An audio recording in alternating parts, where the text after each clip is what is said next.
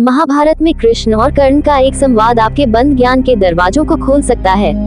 कर्ण ने कृष्ण से पूछा था कि उसका दोष क्या था। इसका जवाब श्री कृष्ण ने कुछ ऐसे दिया था। महाभारत में जब यह तय हो गया कि युद्ध ही अंतिम विकल्प है, तब भगवान श्री कृष्ण ने कर्ण को बुलावा भेजा और उससे बात की। भगवान श्री कृष्ण ने कर्ण को इस बातचीत की शुरुआत में ही पहली बार बताया था कि वह कुंती पुत्र है और पांडवों का बड़ा भाई है। इस लिहाज से उसे दुर्योधन का साथ छोड़कर पांडवों के साथ युद्ध करना चाहिए। लेकिन इन सारी बातों को सुनने के बाद भी सर्वप्रथम कर्ण ने दुर्योधन का साथ देने की ही बात की और साथ ही भगवान के समक्ष कई सवाल किए और सभी सवालों के पीछे एक ही सवाल था कि उसका दोष क्या था।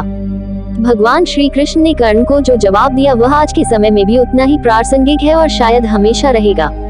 तो आइए जाने कर्ण और श्री कृष्ण के इस अद्भुत संवाद और जवाब से जुड़ा प्रकरण। कर्ण के सवाल भगवान श्री कृष्ण से, जन्म होते ही मेरी माँ ने मुझे त्याग दिया, क्या अवैध संतान होना मेरा दोष था?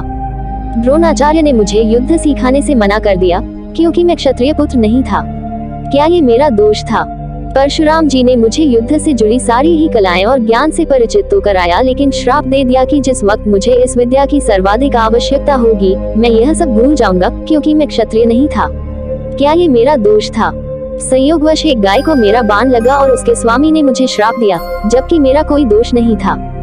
द्रौपदी स्वयंवर में मेरा अपमान किया गया, क्या ये मेरा दोष था? माता कुंती ने मुझे आखिर में मेरे जन्म रहस्य बताया, वह भी तब जब उनके बेटों पर संकट आया, क्या ये मेरा दोष था?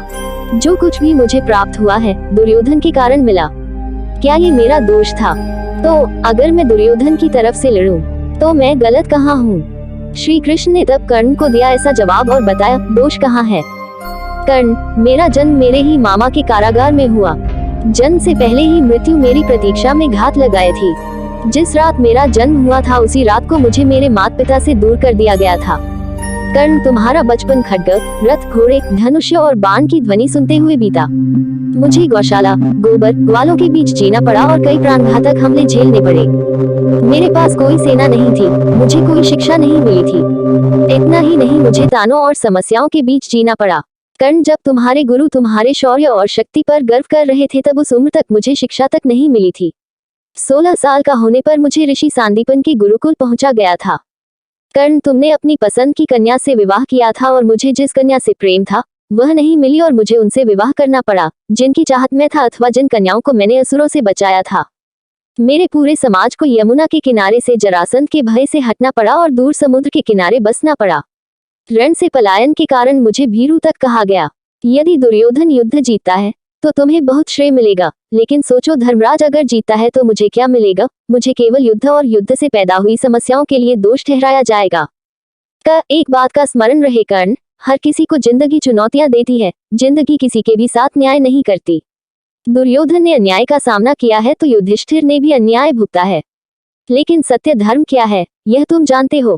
कर्ण, भले ही आपको जीवन में वह सब कुछ न मिले जिसके आप हकदार हो या आपके अत्यंत अपमान की जिंदगी जी हो, लेकिन आपको इस बात की छूट नहीं कि इन सब चीजों के न मिलने से आप अधर्म की राह पर चल पड़े।